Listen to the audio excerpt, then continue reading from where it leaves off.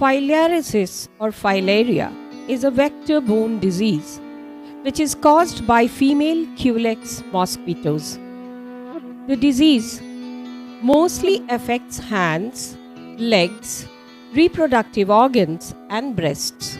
However, when the disease affects our reproductive organs, it can be cured with the help of surgery, while other parts of the body affected with filaria can be treated with the help of MMDP, that is managing morbidity and preventing disability. There are 5 basic components to be followed under MMDP. तो आइए सबसे पहले हम जान जाएं कि ये practice शुरू करने से पहले आपके पास क्या चीज़ होना चाहिए। तो सबसे पहले जो आदमी कर रहा है उसका नाखून नहीं होना चाहिए। इसलिए नाखून नहीं होने चाहिए कि स्किन जो है वो इतनी तनी हुई रहती है, आपका थोड़ा सा स्क्रैच भी एक एंट्री पॉइंट बना देगा। तो इसीलिए नाखून बिल्कुल नहीं होने चाहिए। शुरू करने से पहले हाथ को खूब साफ धो लें, ग्लोव्स को पहन लें। अगर हम खुद ही रोगी हैं, हम अपने से कर रहे हैं तो ग्लोव्स पहनने की ज़रूरत नहीं है, लेकिन हाथ धो के ज़रूर करें। क्या क्या चीज़ें इसके लिए ज़रूरी होती हैं? एक ऐसा टब जो हर घर में उपलब्ध है, एक बाल्टी है जिसमें पानी है, एक जग है जिससे पानी को गिराया जाना है, इसके साथ साथ एक गमछा है, ये डेटॉल या सेवलॉन है जो एंटीसेप्टिक है, पानी में डालने के लिए होता है, इसमें एक साबुन है, इसके लिए आपको एक गाज पीस है, अगर आपको कोई बीच में कटा फटा है तो इससे आप लगा के बांध सकते हैं। इसके लिए जो एक एंटी फंगल एंटीबैक्टीरियल क्रीम है जो कि आपके जो जगह जगह पे जो अगर इन्फेक्शन है तो वो लगाने के लिए है। इसके लिए एक स्क्रैबर है, इसको पानी में भिगो देंगे तो बहुत सॉफ्ट हो जाता है, जिससे आप स्किन की सतह को रगड़ के धो सकते हैं। साथ में इधर एक ग्लोव्स है दोनों हाथ के लिए, जो कि दोनों हाथ में आप पहन सकते हैं अगर दूसरे आदमी कर रहे हैं। तो चलिए हम लोग सीखते हैं अब एक एक स्टेप वाइज, और इस तकनीकी में 5 चीज़ें के ऊपर हम लोग ज़्यादा फोकस करते हैं। तो 5 चीज़ें क्या है? पहला जो है हमारा स्किन केयर है, जो दूसरा है हमारा वुंड केयर है, तीसरा हमारा है एक्सरसाइजेस है, चौथा हमारा है फुटवियर है, प्रॉपर प्रोटेक्टिव फुटवियर है, और 5वां जो है हमारा वो है जो काउंसलिंग है, हेल्थ एजुकेशन है। चूँकि ऐसे रोगी जो हैं वो बहुत स्टिग्माइज होते हैं, मेंटल हेल्थ का प्रॉब्लम होता है, तो इसलिए 5वां कंपोनेंट भी बहुत अपने आप में महत्वपूर्ण है। तो चलिए हम लोग शुरू करते हैं। हमारे साथ में हमारे बीच में हमारे एक चंदन जी हैं जो कि पटना के रहने वाले हैं, और इनके बाएं पाँव में जो एलिफेंटियासिस है वो विजिबल है। इनके दाएं पाँव में भी एलिफेंटियासिस है, लेकिन उसका स्टेजिंग अभी कम है। मेरे हाथ में 2 अंगूठियां हैं, इस दोनों अंगूठियों को हम निकाल देते हैं ताकि इससे कोई चमड़े के ऊपर प्रेशर ना पड़े। तो दोनों अंगूठियों को मैं निकाल दिया। कोई भी हार्ड चीज़ नहीं होना चाहिए ताकि रब करेंगे तो उसमें वो हो जाए। ये साबुन है। सबसे पहले हम क्या करते हैं कि अपने हाथ को ही हम धो लेते हैं।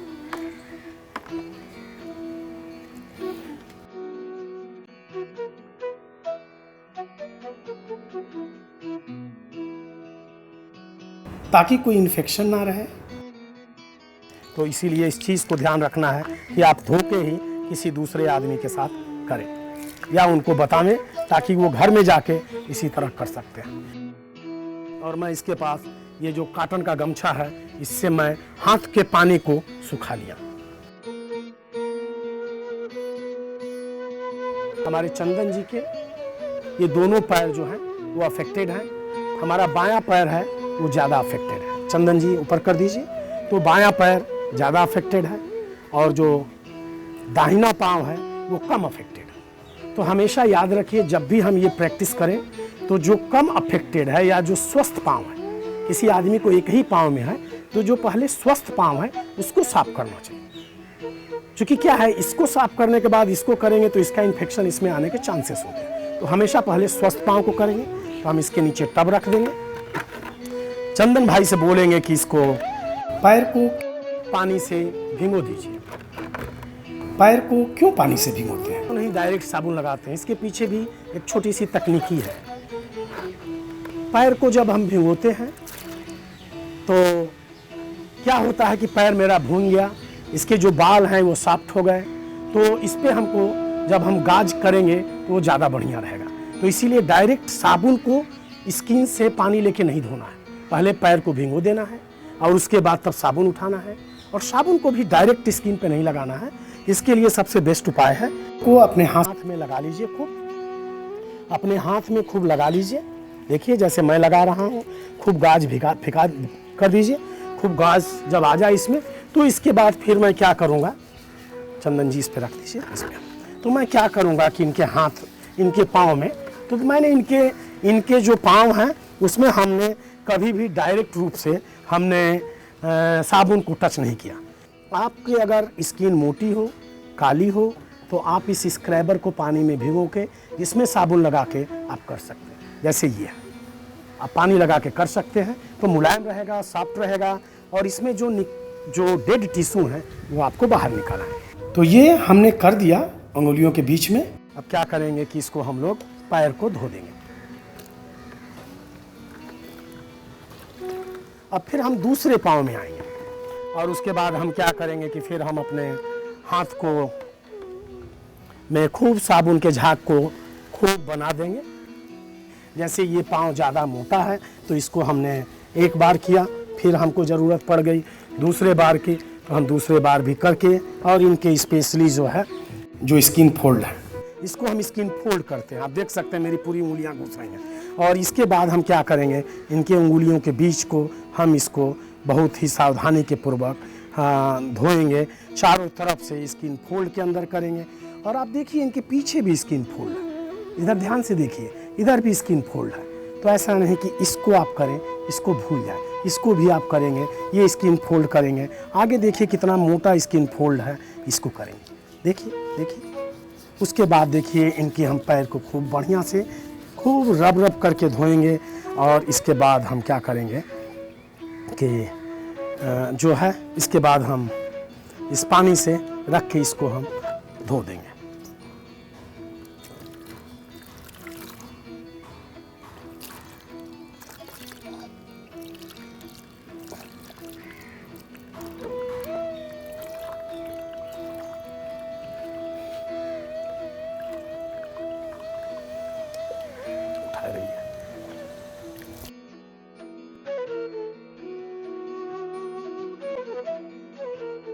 आपको एक चीज़ बता दें, चूँकि इनके अंदर कोई इन्फेक्शन नहीं है इसलिए मैंने सेवलान का यूज नहीं किया। लेकिन अगर किसी को फंगल, बैक्टीरियल, उजले तरह के दिखते हैं, पानी में 2 ढक्कन डाल दीजिए, जो कि मैंने नहीं किया। तो इसीलिए आपके लिए ये सेवलान रहता है, ताकि ये एंटीसेप्टिक है। पानी में किसी तरह का वो आप ऐसे भी डाल सकते हैं, अगर आपको नहीं है तो भी करके डाल सकते हैं। अब इसको क्या है, इसको ड्राई करना है। तो हमने जो प्रैक्टिस देखा है, जो अपने 20 साल के कैरियर में, लोग क्या करते हैं, कॉटन गमछा लेते हैं और इसको रगड़ना शुरू करते हैं।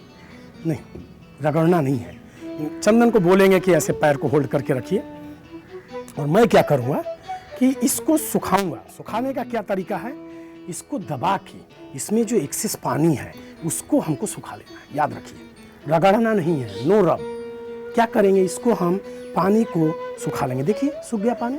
और कहाँ सुखाएंगे, स्पेशली जहाँ पे ये है, ये देखिए इसके बीच में, इसके बीच में, इसके बीच में, इधर जो पीछे है इसके बीच में, इसके बीच में, इसके बीच में, ताकि क्या हो, कोई भी चीज़ न रहे। दूसरी चीज़, अंगुलियों के बीच के लिए ऐसे बना लीजिए और ऐसे करके इसको सुखा दीजिए, ताकि क्या होगा कि इसके अंदर पानी का एक भी अंश नहीं होना चाहिए। अगर ये पानी का अंश है तो इसमें इन्फेक्शन होने के चांसेस लंबे समय में होने के बहुत चांस। हम स्नान करते हैं, पूरे बदन को पोंछते हैं, लेकिन पैर की उंगलियों को कभी ध्यान नहीं देते। अगर आपके अंदर उजला इन्फेक्शन है, जैसे देखिए ये चंदन भाई को उजला इन्फेक्शन है थोड़ा सा इस कानी उंगली में, इधर नहीं है, इधर नहीं है, तो हम क्या करेंगे, ये एंटीबायोटिक कम एंटी फंगल है, इसको हम लेंगे। इसको लेने के बाद हाथ में नहीं लगाएंगे, याद रखिए।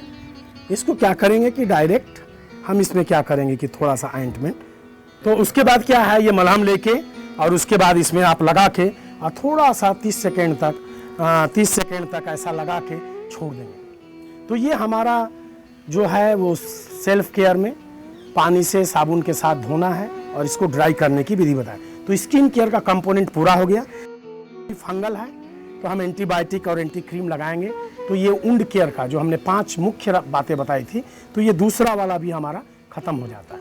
जो तीसरा क्या आता है कि तीसरा आता है कि एक्सरसाइजेस है। अब एक्सरसाइजेस क्या क्या करनी चाहिए, तो चंदन जी आपको बताएंगे एक्सरसाइज जो ये खुद करते हैं, जो ये सीखे हुए हैं, और मुख्य रूप से 3 या 4 एक्सरसाइज है। तो सबसे पहले क्या है जो आपको हर जगह बताया गया, चूँकि इनके दोनों पाँव में है तो दोनों पाँव को करना चाहिए। तो इसके लिए जो होता है वो सबसे बड़ा चीज़ है वो इस पाँव को इस पाँव पे रख देते हैं, और उसके बाद क्या होता है कि आप अपने पाँव को एंकल जॉइंट से सर्कमडक्शन के कंडीशन में पूरा घुमाते हैं, फिर उल्टा घुमाते हैं, फिर उल्टा घुमाओ, हाँ, सीधा करेंगे 5 बार, फिर उल्टा करेंगे 5 बार। उसके बाद एक और एक्सरसाइज है जो बहुत ही इफेक्टिव है। तो वो क्या करेंगे कि सिंपली ऐसे पकड़ लेंगे, ऐसे सिंपली ऐसे पकड़ लेंगे, और तो हमारे ऊपर लोड है, हम बोलेंगे चलाने के लिए, चलाओ मोड़ के पूरा, तो ऐसे चलाएंगे तो ये जाके धीरे धीरे इसकी सूजन भी थोड़ी सी कम हो, तो ये चलाएंगे, तो ये साइकिलिंग होगा। तीसरी एक्सरसाइज जो है वो चंदन जी बताएंगे। तो पाँव के ऊपर खड़े होके और अपने पीछे वाले हील को ऊपर उठाना है, पीछे वाले हील को ऊपर नीचे करेंगे। लेकिन ये अगर 2 एक्सरसाइज करते हैं और इसके साथ साथ जो आप बिस्तर पे सोते हैं एक्सरसाइज के साथ साथ, वो बहुत जरूरी है। आप एक्सरसाइज करेंगे लेकिन इस कंपोनेंट को नहीं करेंगे तो कोई मतलब नहीं है। तो क्या है वो ये है कि आप जो बिस्तर पे सोते हैं और जो तकिया है, पीलो, वो सर पे लगाते हैं। हमारा सजेशन है कि उसको पाँव के नीचे लगाइए, पाँव के नीचे इतना ऊंचा कर दीजिए पाँव को कि वो छाती से आपके ऊपर रहे, तभी वो फ्लूइड नीचे आएंगे। और तकिया हमने पूछा है, सब लोग क्या है तकिया पाँव के नीचे लगा देते हैं, लेकिन जब आप रात में सोते हैं तो तकिया गिर जाता है पाँव से लग के, या पाँव ही तकिए पर से नीचे आ जाता है। तो उसके लिए बेस्ट उपाय क्या है कि पूरे बिस्तर के अंदर ही तकिया को डाल दीजिए, तो कभी नहीं गिरेगा और आपका पाँव रहेगा।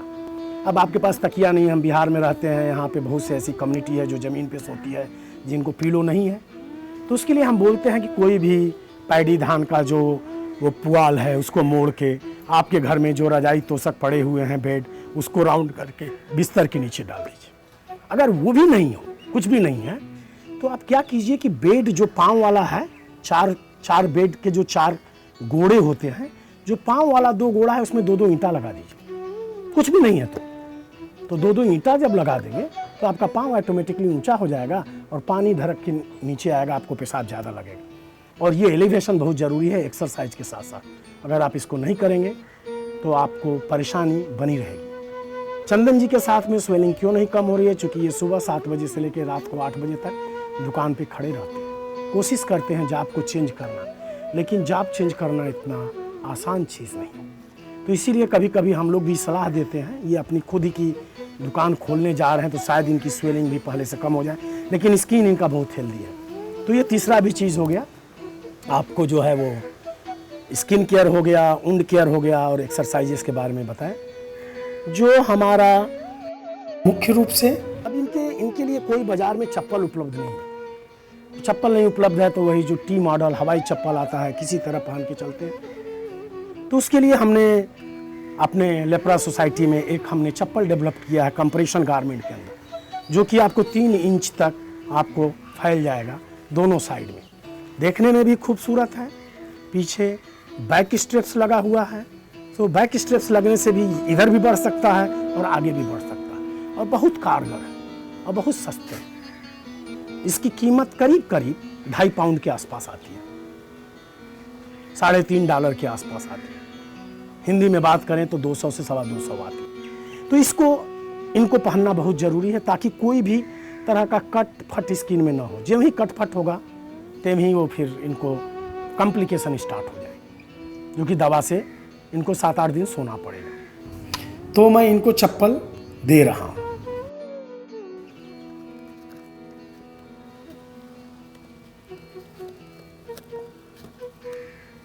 आगे सरका दो। इसके बाद पीछे वाले को करके इसमें थोड़ी सी किसी की मदद की भी ज़रूरत पड़ सकती है। मुख्य रूप से इनकी वाइफ जो है वो इनकी मदद करती हैं। छोड़ दीजिए। और देखिए इसका यही है कि अभी इतना भी गैप है, देख लीजिए, तो इनके ऊपर प्रेशर भी बहुत ज़्यादा नहीं है। जनरली लोग कभी कभी बात करते हैं, लेकिन देखिए सही है। दूसरे पाँव में चंदन जी पहन लीजिए।